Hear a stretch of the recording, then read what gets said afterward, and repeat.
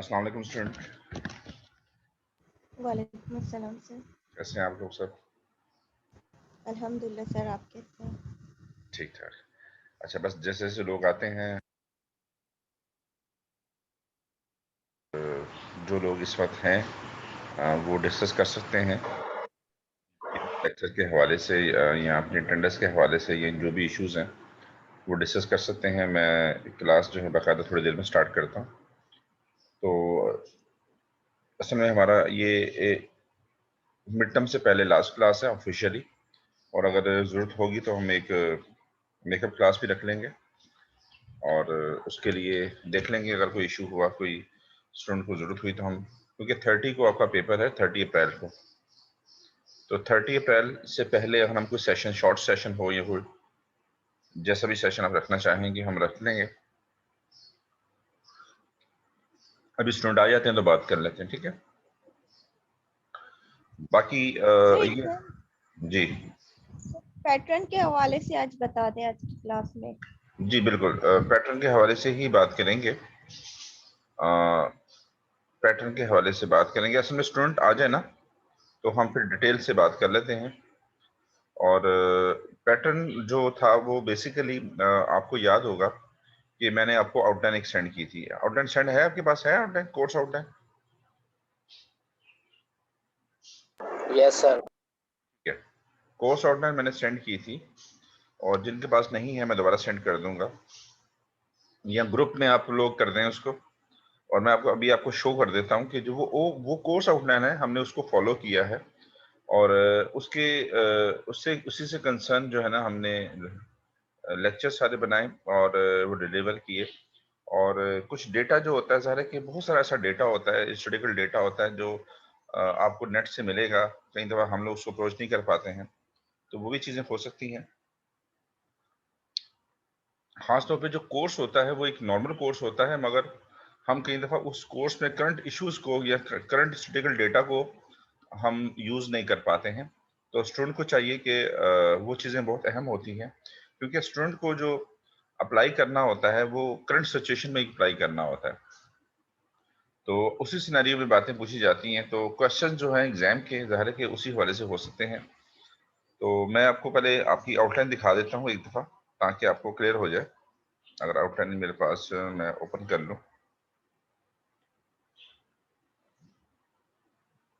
फिर मैं आपकी अटेंडेंस लेके क्लास को स्टार्ट करूँगा, लेक्चर को स्टार्ट करता हूँ। पहले मैं आपकी बाकायदा जो है वो ले लूँ एक, पहले मैं आपको दिखा दूँ कि आउटलाइन जो है आपकी क्या कहती है।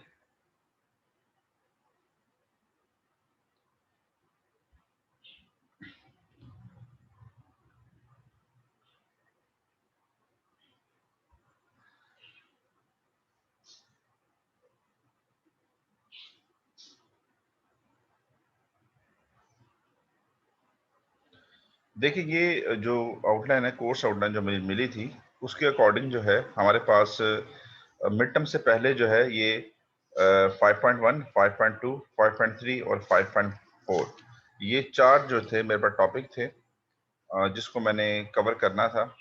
और यहाँ तक आप तक बात पहुँचानी थी, कोशिश करनी थी। कोशिश ही होती है, इंसान कोशिश कर सकता है। और इसको आप देख लें। आपको याद होगा कि हमारे जो फर्स्ट लेक्चर था, फर्स्ट सेकंड लेक्चर थे, वो पाकिस्तान की इकोनॉमी के रिव्यू के ऊपर थी। ठीक है, मेरी आवाज आ रही होगी आपको? ठीक है, तो इस पे स्टार्ट की 2-3 स्लाइडें जो है आपको पाकिस्तान की इकोनॉमी के रिव्यू के बारे में रखी थी। उसके बाद हमने यानी कि स्टार्ट से लेके एंड तक ये हमने सारी बातें की थी। ठीक है, किस तरह से पाकिस्तान की इकोनॉमी है, कौन से चैलेंजेस हैं, और उसके जो हमने सोल्यूशन पे भी बात की थी। स्टूडेंट, आपको याद है? ठीक है, तो यस सर। जिनको याद नहीं है या जो लोग नहीं थे उस वक्त, वो उस हमारी रिकॉर्डिंग को देख सकते हैं, चेक कर सकते हैं। देखिए, रिकॉर्डिंग सारी मैंने आपको लिंक में भी सेंड की हुई है, और वैसे भी मैंने आपको ग्रुप में सेंड करता हूँ। ठीक है, रिकॉर्डिंग भी है और पीपीटीज भी उससे कंसर्न मैंने आपको लिंक में भी सेंड की हुई है, और आपको ग्रुप में भी सेंड करता हूँ। ठीक है, तो फिर भी अगर प्रॉब्लम हो तो मुझसे आप रब्ता कर सकते हैं। तो एक क्वेश्चन जो है आपका लाजमी यहाँ से बनेगा कि पाकिस्तान की जो इकोनॉमी के ऊपर और उससे कंसर्न जो है, जो चैलेंजेस है। अच्छा, अब चैलेंजेस जो है, हमने करंट चैलेंजेस को डिस्कस करना है कि करंट चैलेंजेस क्या हो सकते हैं। और एज अ इकोनॉमिस्ट एक्सपर्ट, अगर आप इकोनॉमिक्स एक्सपर्ट हैं तो आप how can you overcome on these problems, आप इन प्रॉब्लम पे कैसे ओवरकम कर सकते हैं। ठीक है, ये चीजें जो होती हैं ये बहुत अहम होती हैं कि आपने जो चीजें सीखी हैं उसको प्रैक्टिकली इंप्लीमेंट कैसे करेंगे। तो आपसे इस तरह का क्वेश्चन यहाँ पे पूछा जा सकता है, ठीक है ना। और एग्जाम में देखें आपने चीटिंग तो करनी नहीं है, हर एक का क्वेश्चन की मैं इस क्वेश्चन इस तरह के पूछूंगा कि आपके अपने ओवरव्यूज होंगे, अगर किसी का ओवरव्यू मैच कर रहा होगा तो उसकी नेगेटिव मार्किंग में चला जाएगा। सारा का सारा पेपर जो है वो लॉजिकल पेपर होगा, ऐसा नहीं होगा कि जिसको आप सिर्फ कॉपी पेस्ट कर सकें। ठीक है, आपके व्यूज होंगे, तो उस व्यूज के ऊपर जो है ना, अगर कोई हर बंदा एक ही व्यूज देगा, जैसे मैंने आपसे व्यूज मांगे, तो जितनी आपकी क्लास की स्ट्रेंथ है, अगर 40 स्टूडेंट है तो 40 डिफरेंट व्यूज होने चाहिए। और अगर एक ही तरह के व्यू हर पर्सन दे रहा है, इसका मतलब कि एक बंदे ने जो व्यूज दिए हैं वो दूसरे ने कॉपी पेस्ट कर लिए हैं, तो फिर वो चीटिंग होगी, उसमें मैं आपकी नेगेटिव मार्किंग करूंगा। इसलिए किसी किस्म का भी डेटा जो है एग्जाम में, क्योंकि ऑनलाइन एग्जाम होगा, आप आपस में शेयर नहीं करेंगे। सही है जी। अच्छा, फिर इसमें जो है हमारे पास जो नेक्स्ट पार्ट है, रिसोर्सेज ऑफ पाकिस्तान। आपको याद होगा कि हमने नेचुरल रिसोर्सेज के ऊपर जो है हमने बातें की, वाटर है और हमारे पास जो है लैंड है, माउंटेन्स है, बहुत सारी चीजें हमारे पास हैं, और जमीन के अंदर जो है कॉयल है, वट जो भी है, ऑयल है। ठीक है, ऑयल गैस के ऊपर भी बात की थी, बहुत सारी चीजें हैं तो हमने बात की थी। तो उसके ऊपर भी आप सोच सकते हैं कि ये जो रिसोर्सेज हैं हम किस तरह से इनको बेहतर से बेहतर यूज करें कि पाकिस्तान की इकोनॉमी को फायदा हो। ठीक है ना, तो इस तरह की बात जो है आपके जहन में होनी चाहिए, आपके पास कोई प्लान होना चाहिए, आपकी सोच होना चाहिए कि इतनी सारी रिसोर्सेज अल्लाह ताला ने हमें दी है। देखो नेचुरल रिसोर्सेज होती क्या है, जो खुद अल्लाह की तरफ से मिली, अल्लाह ने हमें दी है, जो बहुत सारी कंट्रीज के पास नहीं है। तो अगर किसी और कंट्रीज के पास नहीं है, पाकिस्तान के पास है, तो बीइंग अ पाकिस्तानी या being a Pakistani economic expert, आप किस तरह से सोचते हैं कि ये रिसोर्सेज को कहाँ का एलोकेट करें कि पाकिस्तान को इकोनॉमिकली जो डेवलपमेंट में एक अच्छा पार्ट अदा करे, बेहतरी है। तो ये चीजें इस तरह से सोचनी है। स्टूडेंट, बात समझ में आ रही है नहीं आ रही है? Hello, yes sir. ठीक है ना। यानी यस यस सर। सर। आपने उसको अपने ऊपर जो है इंप्लीमेंट करना है। हमने सिर्फ और सिर्फ ये नहीं कि चीजें रखी थी सामने और हमने पढ़ ली, रटा लगाया पेपर, ऐसा नहीं होगा। आपने उसको ऑब्जर्व करना है, और पाकिस्तान की जो भी इकोनॉमी कंडीशन है वो ज़ाहिर है अच्छी नहीं है। आपको सबको पता है कि पाकिस्तान, अच्छा पूरी दुनिया की इस वक्त अच्छी नहीं है, मगर पाकिस्तान की भी अच्छी नहीं है। अगर दुनिया की अच्छी नहीं है तो उसके पीछे फैक्टर और भी फैक्टर होते हैं। ठीक है ना, हर कंट्री के अपने मसाइल हैं। अच्छा, इस वक्त जो पूरी दुनिया में ग्लोबली जो प्रॉब्लम है वो इसकी है, कोरोना की है।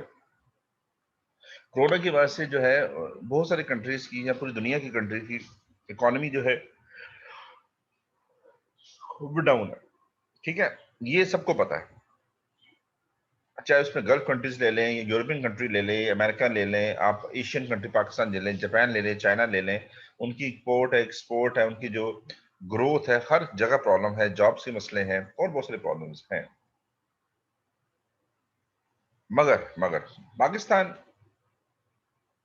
की जो प्रॉब्लम है ये भी है इशू, मगर इसके साथ और भी बहुत सारी चीजें होती हैं कि हम अपने रिसोर्सेस को मिसमैनेजमेंट करते हैं।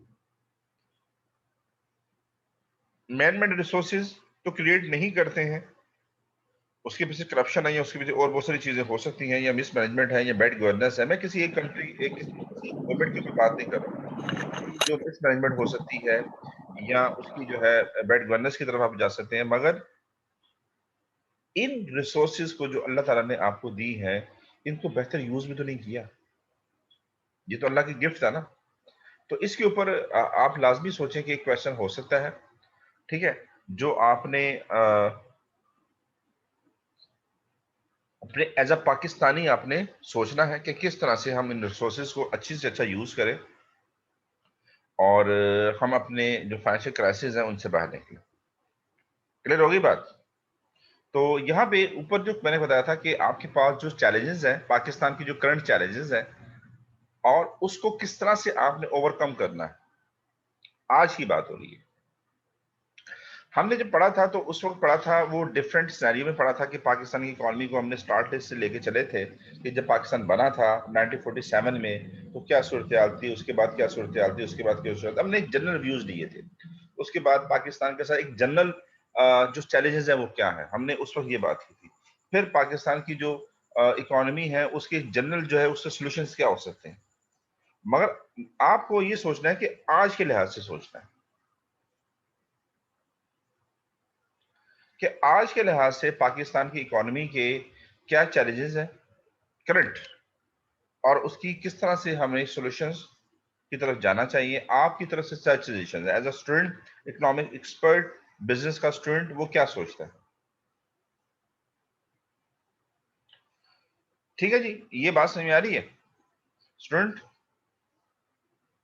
Yes sir. आप अगर यस इसको सर। इस तरह से नहीं सोचेंगे तो ना ही आप इस सब्जेक्ट को समझ सकते हैं, ना ही आप एग्जाम में कोई पेपर सॉल्व कर सकते हैं, ना मिड टर्म ना फाइनल, क्योंकि पेपर जो आपका होगा वो लॉजिकल होगा। ये नहीं होगा कि मैंने आपको कुछ चीजें पूछी, आपने नेट पे सर्च किया और उठा के कॉपी पेस्ट करके मुझे दे दिया, ऐसा नहीं होगा। बात वो होगी कि जो आपकी अपनी जाती जो ओपिनियन है, आपकी जो सोच है, आपने वो यहाँ पे आपने सामने लानी होगी और उसी की अकॉर्डिंग आपने बात करनी होगी, और मकसद भी यही है। ठीक है, देखो कल को फॉर एग्जाम्पल आज पाकिस्तान इकोनॉमी की जब हम बात जो भी कर रहे हैं, कल को कब आप किसी एरिया में जॉब करते हैं, आप किसी इदारे में जॉब करते हैं, किसी इंडस्ट्री में जॉब करते हैं, और वहाँ की जो मामलात होंगे इकोनॉमिकली, वो मामलात आपके हाथ में होंगे कि इसको ठीक करना है, इसकी प्रॉब्लम्स क्या है आपको फाइंड आउट करने होंगे, और उसको फिर ठीक करने के लिए आपको कुछ डिफरेंट सॉल्यूशंस को फाइंड आउट करना होगा, फिर उस पर काम करना होगा। तो ये उसी की प्रैक्टिस है। ठीक है ना, कल आप अपना कोई बिजनेस कर सकते हैं, आप अपना अपना कोई कारोबार करेंगे, उसमें भी सेम ये चीजें होंगी। तो हमारी जो कोशिश होती है एज अ टीचर, हम आपको एक नॉर्मल सिलेबस से लेके एडवांस सिलेबस तक इस तरह से लेके जाते हैं कि आपकी जो सोच है उसको डेवलप करते हैं, आपके सोचने के अंदाज को चेंज करते हैं कि आपको किसी तरह की भी सिचुएशन, देखिए आप इस वक्त 40 स्टूडेंट हैं, ये 40 स्टूडेंट जो है वो सेम टीचर से पढ़ रहे हैं, मगर वो डिफरेंट एरिया में जाके, डिफरेंट इंडस्ट्री में जाके वो जाके वर्किंग करेंगे। अब जब वो वर्किंग करेंगे तो उनके पास जो सेम एक स्टूडेंट के पास जो सिचुएशन है वो दूसरे के पास नहीं होगी, तीसरा डिफरेंट होगा, चौथा डिफरेंट एरिया में होगा। तो जो जो प्रॉब्लम वो फेस कर रहे होंगे, आप डिफरेंट कर रहे होंगे, उसके सोल्यूशन भी डिफरेंट होंगे। ठीक है ना, और ये आपकी परफॉर्मेंस बेस्ड जॉब्स होती हैं। अगर आप अपनी जॉब्स को पूरा नहीं करते हैं तो आपको ना ही आपकी कोई ग्रोथ होगी, पर्सनल ग्रोथ होगी, ना इदारे की ग्रोथ होगी, और आपकी हो सकता है जॉब भी सिक्योर ना हो, या अगर आप अपना बिजनेस कर रहे हैं तो उसमें ज़ाहिर है कि आपका बहुत सारा पैसा है वो डूब सकता है। तो ये सारे जो मामलात हैं इसको आप इस तरह से लेंगे। हम बिजनेस जो स्टडी कर रहे हैं, बिजनेस के बहुत सारे सब्जेक्ट जो स्टडी कर रहे हैं, उनका मकसद क्या है? एक वो शख्स जो बिल्कुल अंगूठा छाप है और बिजनेस करना चाहता है, और एक वो जो जो बिजनेस का स्टूडेंट है या बिजनेस पढ़ चुका है, उसने बीबीए किया है या एमबीए किया है या बीएस किया है, वो, ठीक है ना, या बीकॉम किया है या एमकॉम किया है, ठीक है ना, उसके वर्किंग करने में, और एक वो बंदा जो लिटरेट है या बिजनेस को नहीं समझता है, उसमें फर्क है ना, फर्क है ना। आपको आउटपुट कौन देगा? जो पढ़ा लिखा आदमी है। या आप खुद अगर पढ़े लिखे हैं और आप किसी बिजनेस को करना चाहते हैं तो आप अच्छा उसको रन करेंगे ना, अच्छा एग्जीक्यूट करेंगे। आपने उसमें लाखों करोड़ों रुपए जो इन्वेस्ट करेंगे, आपके चांसेस यही होंगे कि आप इसको मल्टीप्लाई करेंगे इन द फ्यूचर में। मगर अगर एक नालायक आदमी है और अगर पढ़ा लिखा या पढ़ा लिखा नहीं है, मैं जरूरी नहीं है कि मैं किसी अनपढ़ बंदे को नालायक कह रहा हूँ, सॉरी प्लीज, वो पढ़े लिखे नालायक भी हो सकते हैं। तो मैं सिर्फ ये कहना चाह रहा हूँ कि कोई एक ऐसा बंदा है जो जिसको नहीं है बिजनेस का, या एक ऐसा बिजनेस आप कर रहे हैं जिसके बाद आपको नॉलेज ही नहीं है, और आप अगर उसमें पैसा इन्वेस्ट करते हैं, लाखों करोड़ रुपए पैसा इन्वेस्ट कर दिया, और कल को क्या होता है, वो पैसा डूब जाता है। तो भाई आपने अपने इनर स्किल जो हैं वो डेवलप करने हैं, आपने रटाफिकेशन की तरफ नहीं जाना है। आपने अपने आप को बिजनेस मैन या बिजनेस वुमन की तरफ लेके जाना है। ये जो किताब में ये चीजें पढ़ रहे हैं ना, इसका जो बेसिक जो हमारा जो एक वो है, एक एम है, वो यही है कि आपको एक माइंडसेट जो है, वो माइंडसेट एक बिजनेस माइंडसेट आपको देना, बिजनेस माइंडसेट बनाना कि आप जब सोचें, हमेशा मैं एक स्टूडेंट को एक बात कहता हूं, जब भी कोई बिजनेस प्रॉब्लम आती है तो आप उसको अब उस जगह पे खड़े होकर खुद सोचें कि हाँ, मैं यहाँ पे खड़ा हूं और ये सिचुएशन मेरे साथ। आपको कोई केस स्टडी दी जाती है या आपको बिजनेस का कोई क्वेश्चन दिया जाता है, तो आप वो अपने ऊपर इंप्लीमेंट करें कि ये मैं इस चीज का मैं पार्ट हूं। तो ये सारी चीजें इस तरह से होंगी। मैंने दो चीजें आपको डिफाइन कर दी कि ओवरव्यू ऑफ पाकिस्तान की इकोनॉमी के ऊपर क्या किस तरह से आपने सोचना है और किस तरह के क्वेश्चंस आ सकते हैं, और रिसोर्सेज ऑफ पाकिस्तान के हवाले से मैंने आपको बता दिया। इन दोनों चीजों के ऊपर कोई क्वेश्चन या कोई बात हो तो मुझे बता दें, मैं आगे चलता हूँ। अच्छा, जो लोग इस वक्त नहीं है इस वक्त क्लास में, उनके लिए यही होगा कि वो जो है वो फिर मेरी रिकॉर्डिंग देख लेंगे, क्योंकि मुझे इसको कई दफ़ा मैं वेट करता हूँ तो इसमें प्रॉब्लम हो जाती है, हम लेट हो जाते हैं। तो मैंने आज वेट नहीं किया, मैंने आपकी क्लास को कंटिन्यू कर दिया। अच्छा जी, यहाँ तक कोई प्रॉब्लम जी? जी विक्रम, आपको नो सर। विक्रम सबसे पहले क्लास ज्वाइन की थी। विक्रम आप, Vikram, no sir. Romel, George, ji sir. ये मैंने जो बातें नो की हैं, सर। ये जो मैंने बातें की हैं, ये मैंने बातें आपके एग्जाम पॉइंट ऑफ व्यू से आपको बता रहा हूँ कि आपके एग्जाम में किस तरह से आपके मामला आता है। मुदस्सिर, आप इस वक्त हैं क्लास में? मुदस्सिर, जी सर जी। हमजा, जी सर। अच्छा ठीक है। ये आप लोगों के नाम लेने का मकसद ये होता है कि आप लोगों ने आपने क्लास को ज्वाइन किया हुआ है, मगर आप फिजिकली मौजूद भी हैं कि नहीं है, ये भी थोड़ा मेरा होता है कि मैं जरा चेक कर लूं। सरफराज खालिद आप हैं? Sarfaraz Khalid, yes sir. ठीक है। सरफराज खालिद भी हैं। Sundar Khan, yes sir. थाइका, yes sir. Okay, Neha, okay ji, Neha भी है। ओके जी, तो स्टूडेंट आपको मैं जो बता रहा था कि ये हमारी ऑफिशियली लास्ट क्लास है जो हमारी मिड टर्म से पहले है। आप बीच में क्योंकि 30 अप्रैल को आपका पेपर है, तो आप चाहें तो मेरे साथ कोई सेशन और भी रख सकते हैं। अनऑफिशियली सेशन होगा, वो मेकअप की तरह का सेशन होगा, आप रखना चाहें तो रख सकते हैं, ठीक है। अच्छा जी, अब हम आगे चलते हैं। ये दो चैप्टर मैंने आपको बता दिए हैं कि दो चैप्टर को आपने किस तरह से लर्न करना है, ठीक है, किस तरह से सोचना है आपकी, ताकि आप पेपर में आप अच्छा अटेम्प्ट कर सकें। अच्छा, ये जो मैंने आपके सामने स्क्रीन नजर आ रही है, basically this is the outline. ये आउटलाइन है आपकी इस कोर्स की, जो मैंने आपको दी हुई है, दोबारा दे दूंगा, या जो लोग जिनके पास है वो शेयर कर सकते हैं ग्रुप में। अच्छा जी, उसके बाद हमने पढ़ा था agriculture sector of Pakistan. Agriculture sectors की हमने प्रॉब्लम्स पढ़ी, उसकी इंपोर्टेंस पढ़ी, और उसकी मार्केटिंग के हवाले से हमने बहुत सारी बातें पढ़ी थी। अब मुझे बताएं कि इसका आउटपुट क्या था, कि पाकिस्तान के पास जो बेसिक नेसेसिटी की जो फूड से कंसर्न चीजें हैं, क्या पाकिस्तान की पास कोई कमी है इस चीज की? हमारी अकॉर्डिंग टू द पॉपुलेशन क्या वो इनफ है कि नहीं है? जी,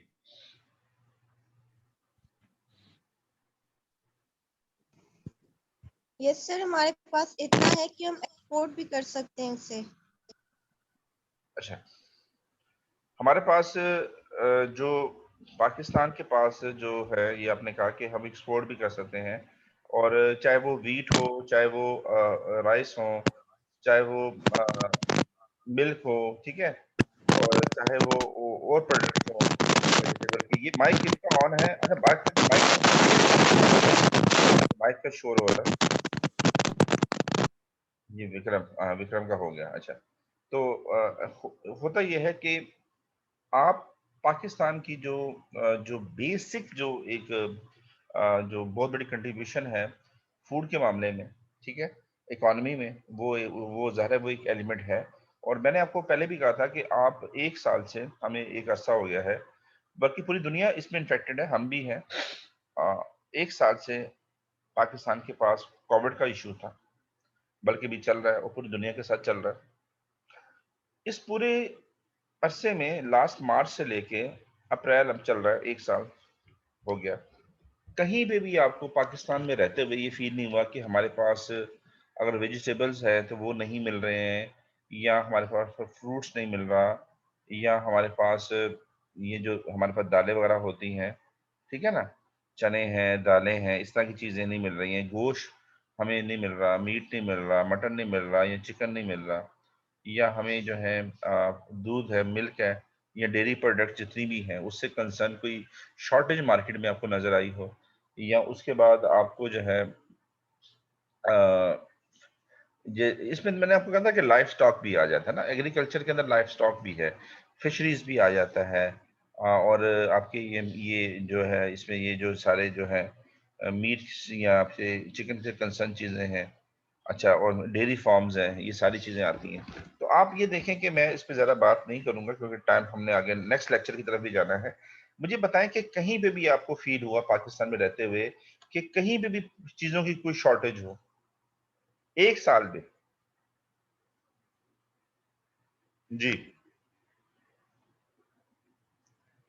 पाकिस्तान में किसी, तो सर अच्छा, कहीं पे किसी आप जैसे पाकिस्तान के किसी दूर दराज इलाके में रहते हैं और या पहाड़ी इलाके में रहते हैं या कोई चीज़ नहीं मिली है, वो उसकी उसकी जो रीज़न हो सकती है वो कम्युनिकेशन की वजह से हो सकती है कि वहाँ पे एक इंफ्रास्ट्रक्चर नहीं होगा, रोड नहीं होगा, रास्ते बंद होंगे, कई दफ़ा बर्फबारी हो जाती है, कई दफ़ा मौसम खराब है, ठीक है ना, बारिशें हो गई, रास्ते बंद हो गए, तो कुछ चीज़ नहीं पहुंची, वो एक अलग इशू है। हमारी अकॉर्डिंग टू द पॉपुलेशन जो है, चाहे उसमें डिफरेंट जो लोग रहते हैं, पाकिस्तान में बहुत सारे लोग रहते हैं ना, डिफरेंट प्रोविंसेस हैं, बहुत सारे सिटीज हैं, अच्छा, और डिफरेंट जुबान बोलने वाले लोग हैं, डिफरेंट मजहब के लोग हैं, अच्छा, हर बंदे को वो चीजें पहुंची हैं।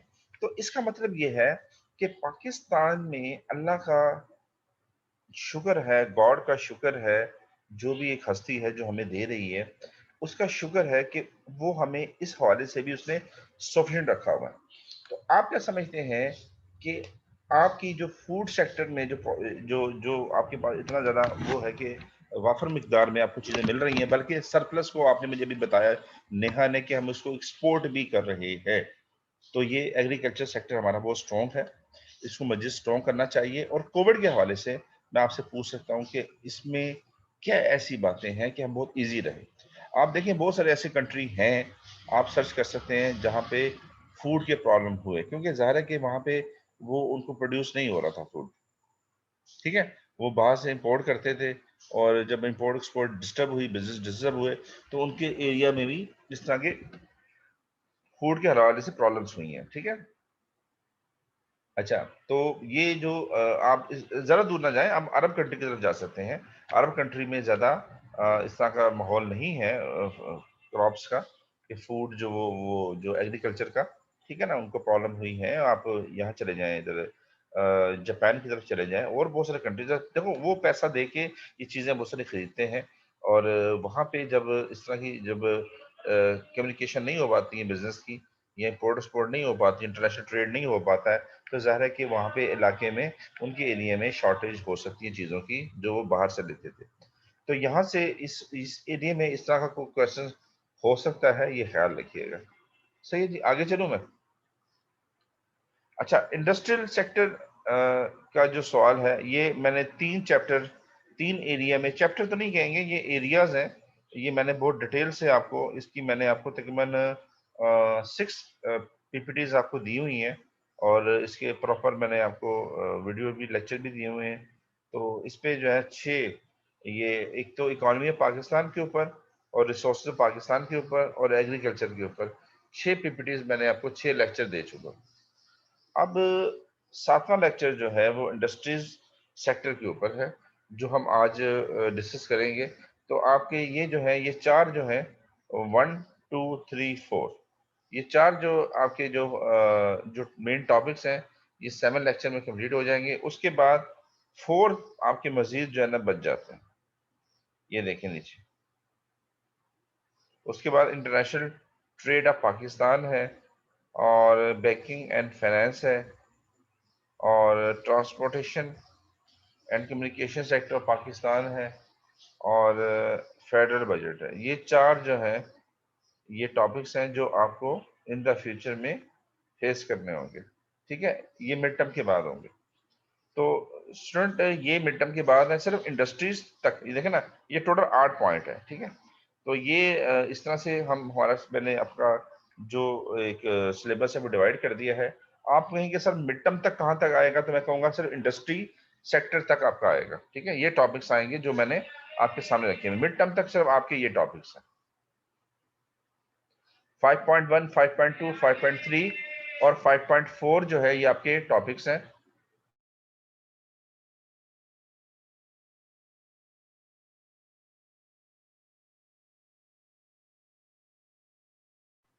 ठीक है जी, ये आप चाहें तो ये आपको ये जिसके पास है वो ग्रुप में कर दें, मैं भी कर दूंगा, मुझे याद कराएंगे तो। इस पे कोई क्वेश्चन है तो बता दें, फिर मैं आगे चलूँ बात। तो मैंने मैंने कर एग्जाम के हवाले से आपको मैंने क्लियर कर दिया है कि एग्जाम जो है आपके जो है वो लॉजिकल होगा, क्योंकि ऑनलाइन पेपर है। तो बिल्कुल उसमें आपने अपनी सोच को बढ़ाना है और एक बिजनेस मैन बन के सोचना है, एक एक्सपर्ट इकोनॉमिस्ट बन के सोचना है। ठीक है ना, आपने कॉपी पेस्ट करेंगे तो हो, पहली बात है कॉपी पेस्ट वाले क्वेश्चन मैं आपको नहीं दे रहा हूँ कि आप किस चीज को सर्च करें, कॉपी करें, पेस्ट करें।